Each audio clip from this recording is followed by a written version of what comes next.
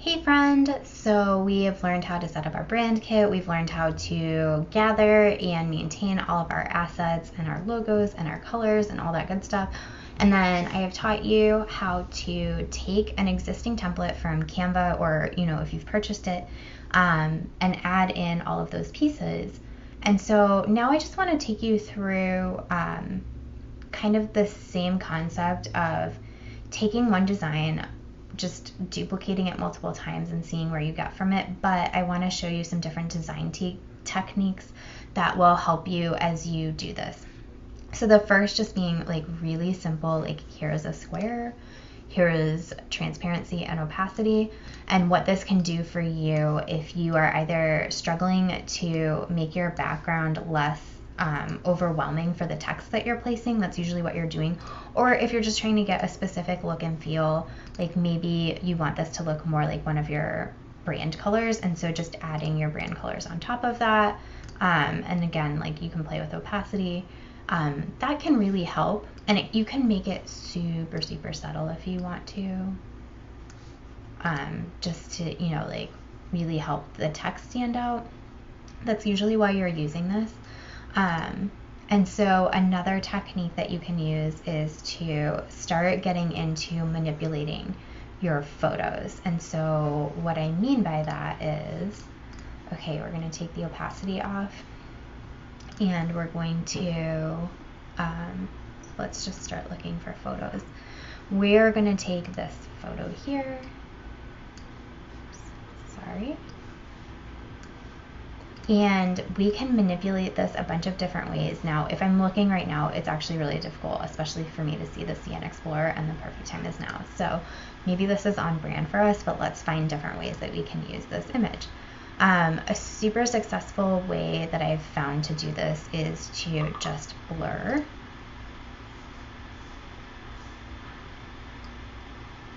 And so you can take this and blur this, and basically you can make this almost a pattern or something like kind of atmospheric rather than a specific image. Like you kind of still get the idea of trees and sunlight and grass and flowers, but now this looks kind of like a beautiful pattern instead of an actual image. You can adjust to your heart's delight, like all through here. You can adjust an image here. I'll get this back closer to what it was. You can adjust brightness, you can adjust contrast, you can do all the things here. I do not recommend doing your photo manipulation here in Canva necessarily, or if you do, I would do it as a one-off fix for a specific image. Really, I'm only in here using the blur just if like that's what I want to be doing with an image. Another thing that you can do, and I'm just going to use this image. Oops, sorry. I'm going to use this desktop image to kind of show you. You can apply different filters. They have different filters here.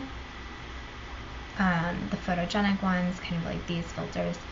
You can kind of get a sense of what they look like. If you're ever using filters and you're using them here in Canva, I would suggest you pick one or two filters, and those are the only ones that you're using consistently with your brand, because the entire point of using these filters is to get images that are stock and make them look more like your brand.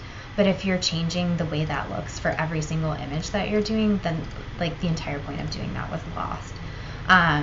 So again, like some of this is just to help you customize stock images, and that's totally fine, but you don't want to keep changing that every single time. You want to pick something and stick with it, because this becomes part of the visual language of your brand, is the specific filter that you're using. So yeah, you can spend time, all the time in the world that you want to, coming up with something that's maybe more natural.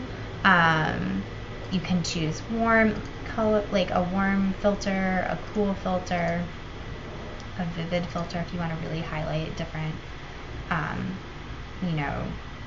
like different colors there.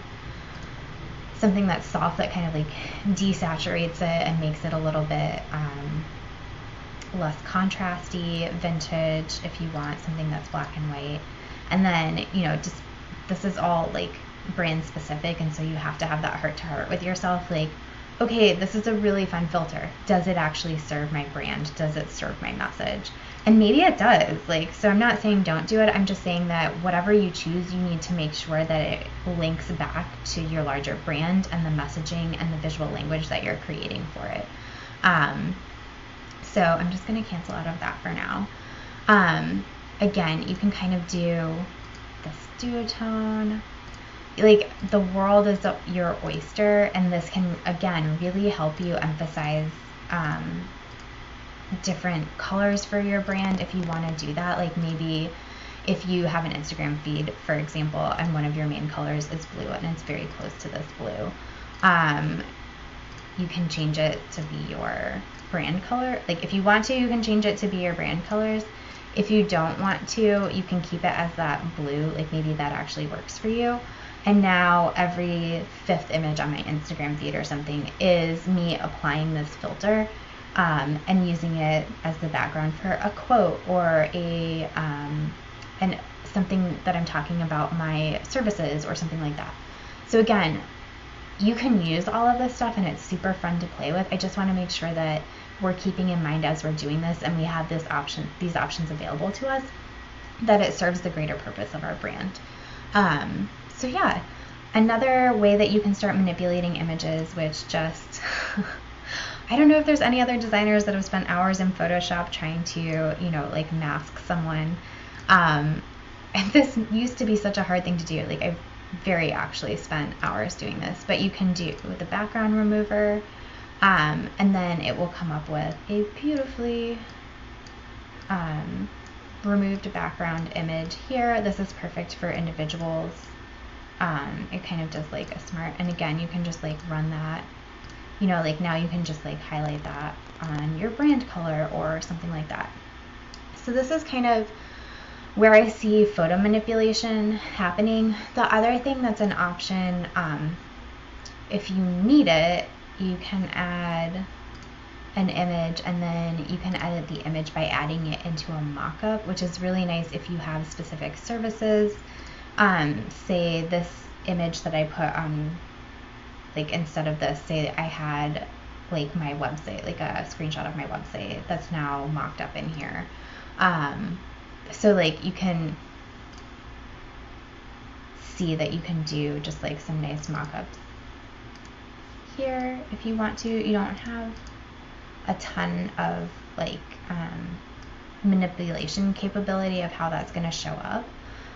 But it is something that's available to you. Another thing that you can do if you want to do that is you can just, for example, you can go to elements and like search phone. How did I do this before? Sorry, I just did this the other day. I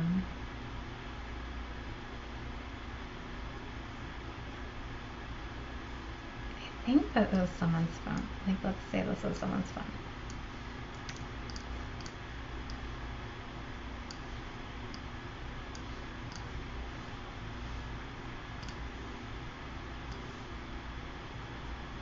Nope, that didn't work.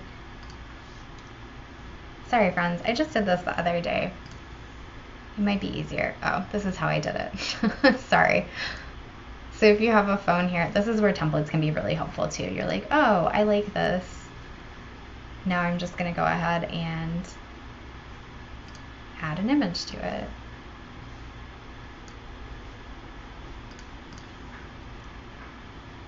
And then just take out what you don't need. This is my design hack. Like, this is probably one of my best design hacks, actually, is that I just take out what I don't need. This image has been, there we go, edited.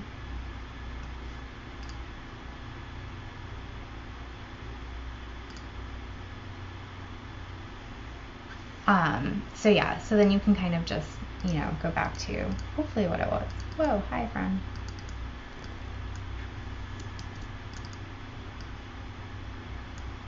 We'll just pretend that it's actually showing that correctly, or that I wanted my hand to be there. I'm assuming that's my computer just having a tough time showing you what it's trying to do while also being in Canva. So again, like looking at those templates that Canva has already created for you is such a great time saver, because you know you can really start making great progress with just like finding this, you know, frame, for example, and using it as something that's going to be helpful for me going forward. The last thing that I want to talk to you is actually about text manipulation. So you can adjust line spacing and letter spacing. You can also like seat your text in the center of a text box or at the top or the bottom. That doesn't necessarily always help here in Canva because it kind of is like auto adjusting this all the time. But I do use a few effects here in Canva. I don't use a ton because I feel like it can really interfere with legibility. But if you have a background that's kind of busy like this, one great way, especially if you're running light text or text that's very similar to the color of the background, one great way to help that stand out is to use the lift effect.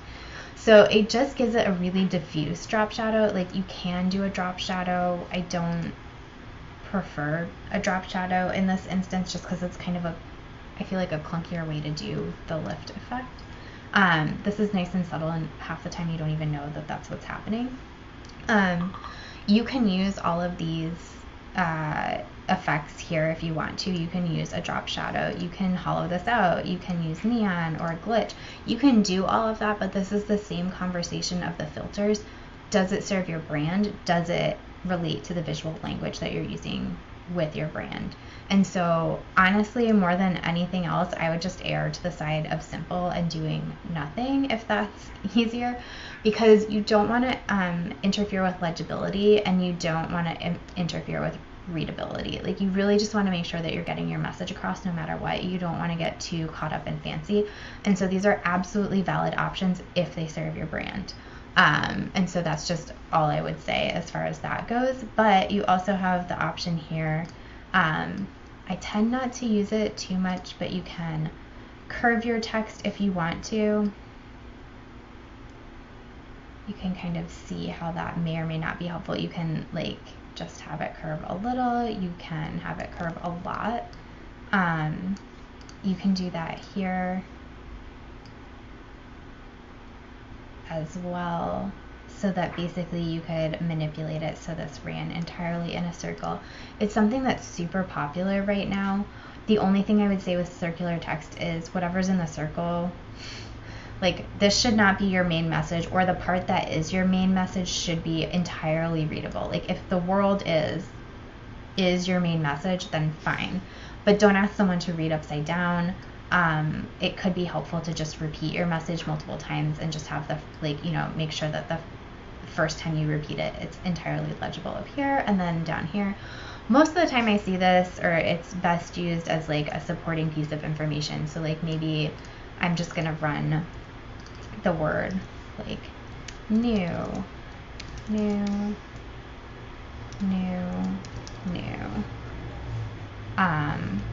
it's kind of, yeah.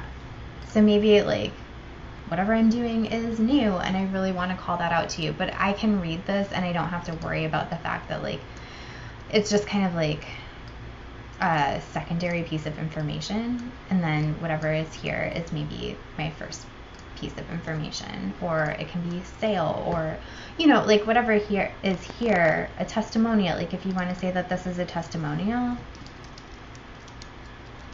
great.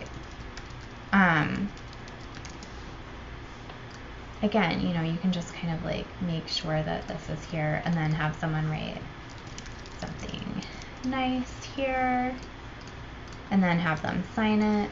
Great. So that's something that you can do.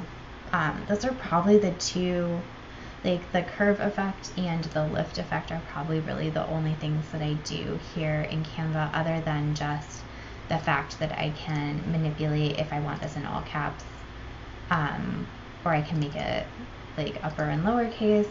That just depends on how I originally wrote it out is what it changes back to.